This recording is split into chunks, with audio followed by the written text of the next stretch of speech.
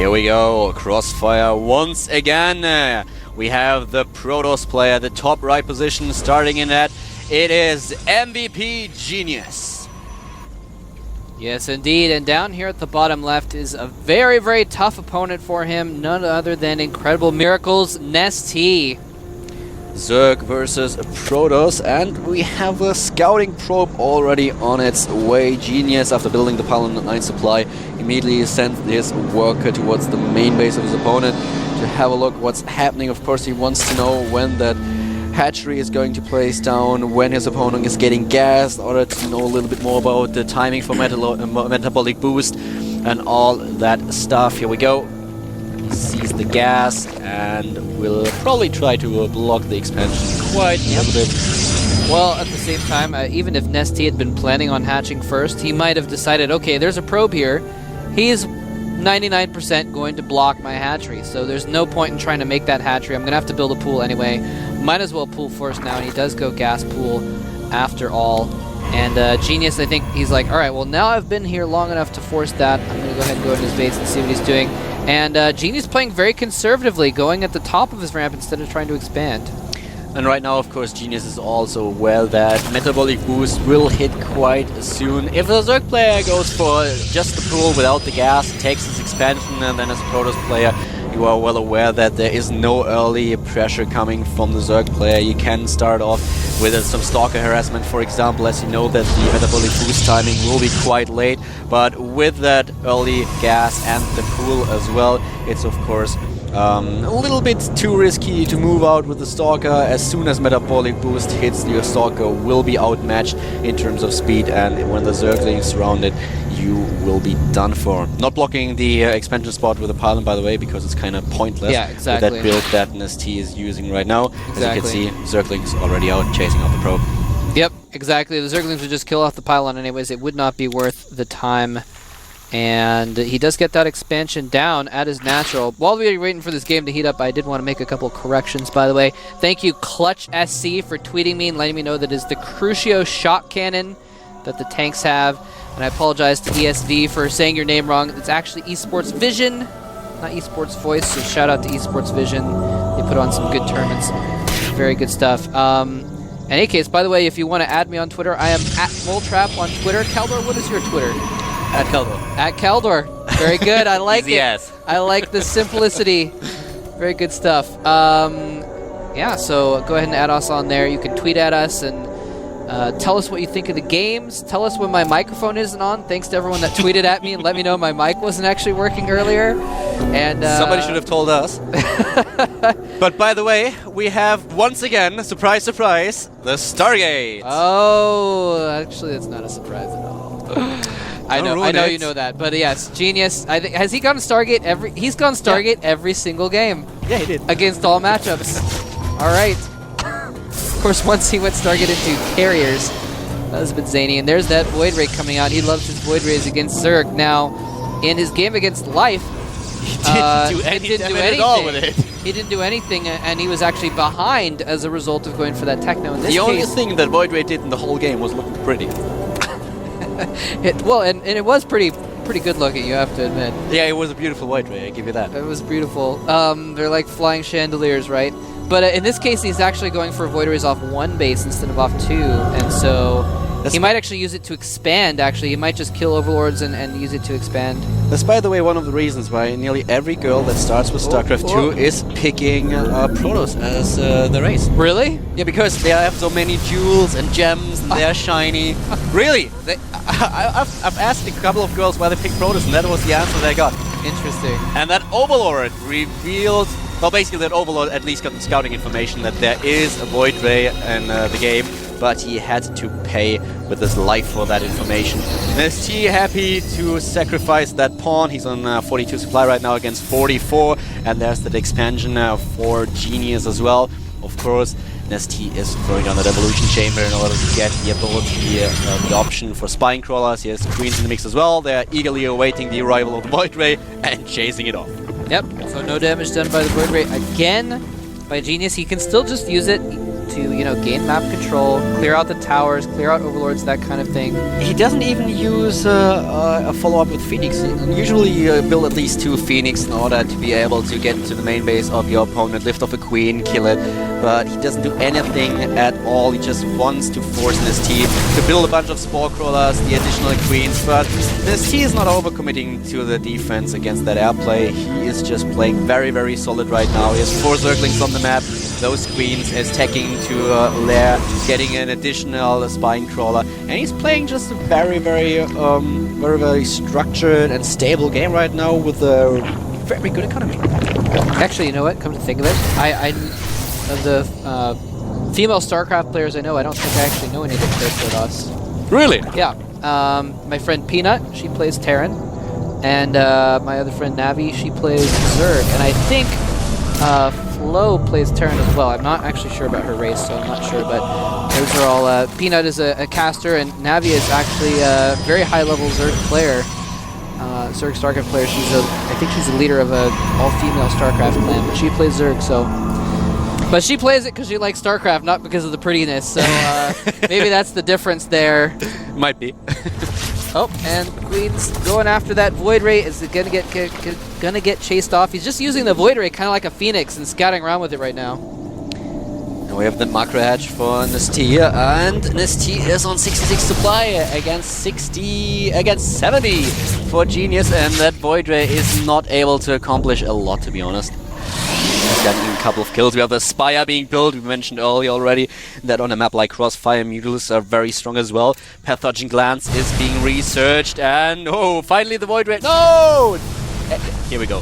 Taking out the Overlord, making himself useful. Yep, and, well, actually, might be able to force a cancel on this hatchery. Oh, definitely. The Spire is nearly complete, but I don't think any Spire units are going to be out quickly enough to stop that Void Ray, so he's going to force a cancel on that hatchery. There it is.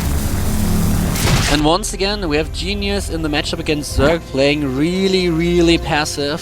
He was at least able to deny the 3rd base, but NesTea is trying to get the hatchery up again.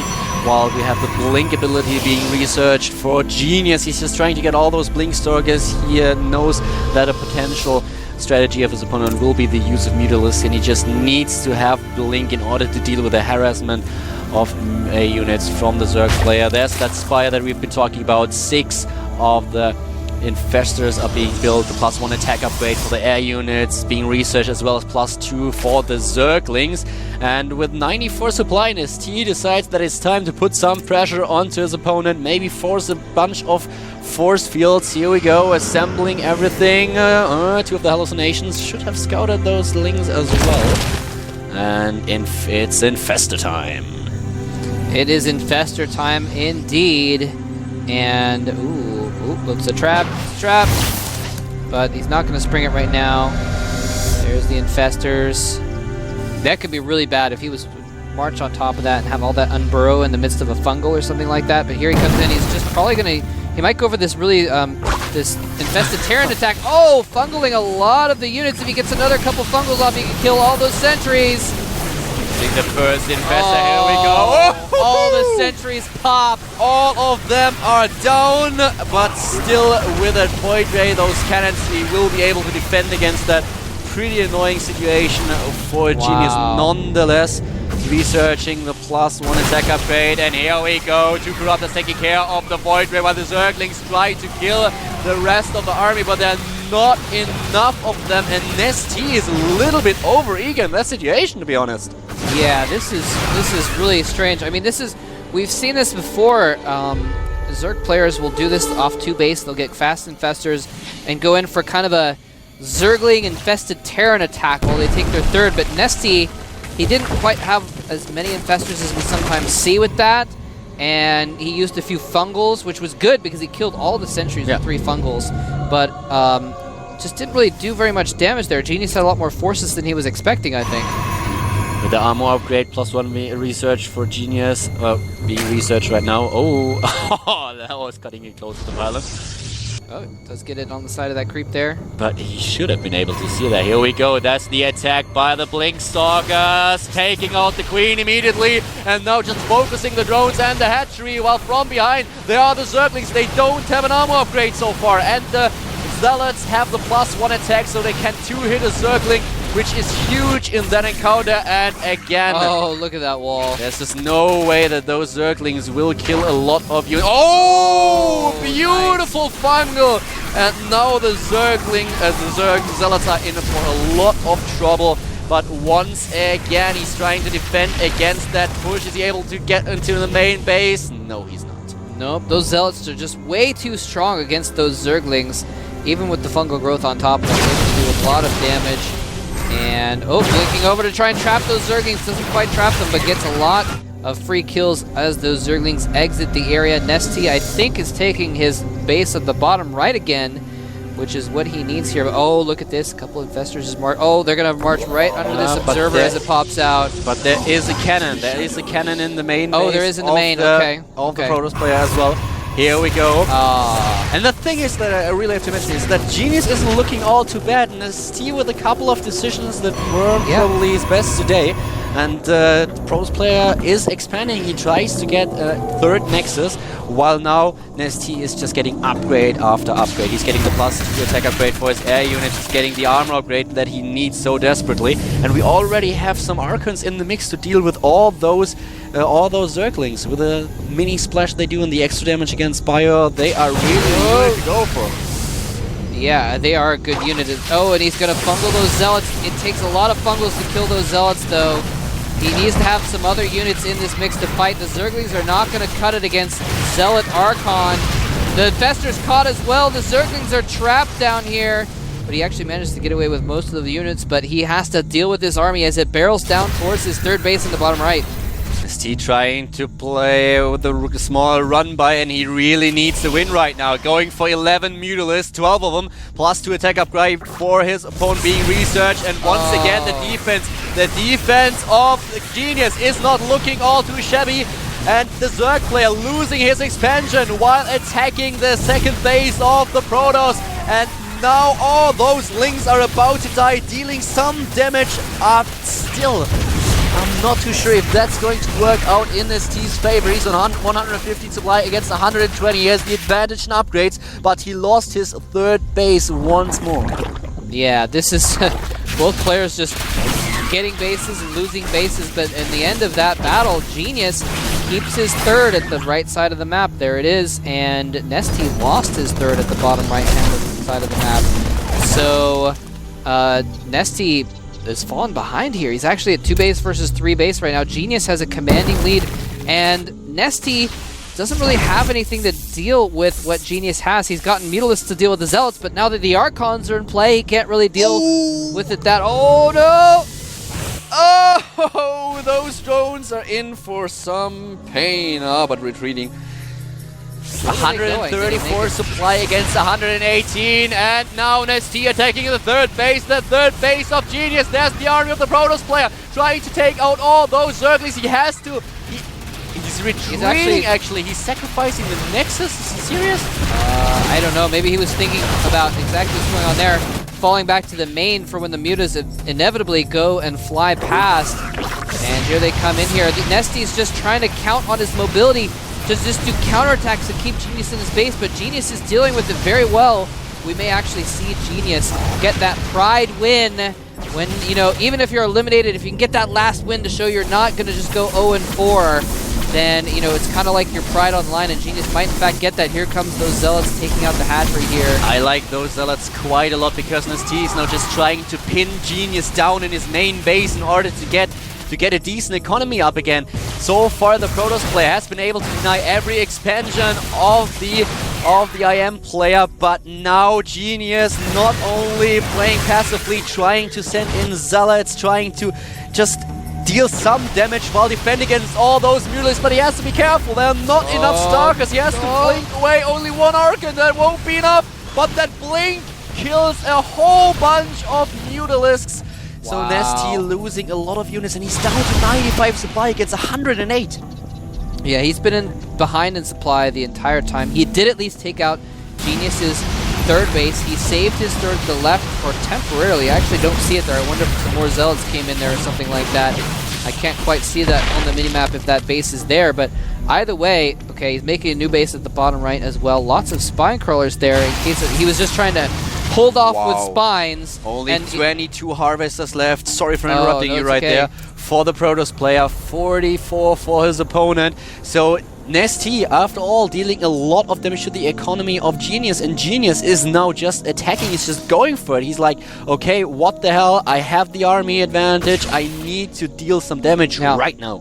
Yeah, NesTea again continually counterattacking, probes long distance mining, but again, we have a situation where NesTea is going to lose his third, and in the counterattack, he's going to try and do some damage to Genius's economy. A few Stalkers are back there, though.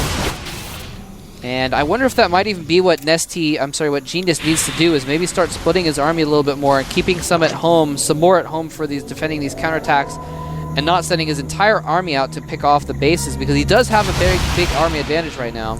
One thing that's pretty pointless is just leaving all those Zealots in the main base. He's not splitting his army correctly, as you were already mentioning. I mean, having those Zealots run around in order to chase down the Mutalisks is a little bit weird, because, well, if the Zealots are by now able to throw their Psy Blades at the Mutalisks, I haven't been informed about that change. That would be a little bit imbalance, in my opinion. Yeah, but it must be a Heart of the Swarm change that's coming up. Something like that.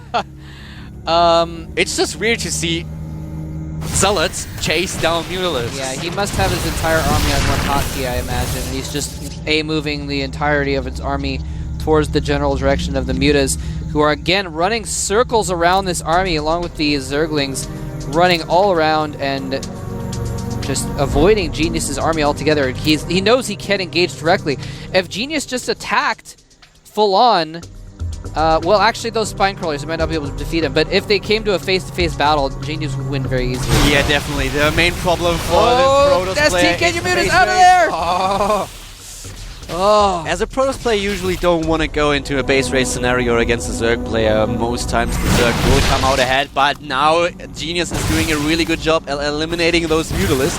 He's just blinking in time after time, killing as many units as possible, and he should be able to pressure the main base of his opponent fairly soon. 78 supply for NesTea against 105 for Genius, and Genius taking out the third once more, attacking the third base of his opponent, and it really looks like NesTea is in a whole lot of trouble in a match that we expected to go in his favor, especially given the performance that Genius has shown us so far in this group. Exactly, and here comes the Mutas trying to harass again, but a few Stalkers, and again that Archon is so important. If the Mutas are clumped up, then the Archon can do a lot of damage with one shot, and that's why NesTea can't engage Genius's army, because he's got like 6 Archons in his main army. If those go to work on the Mutas, they will die instantly.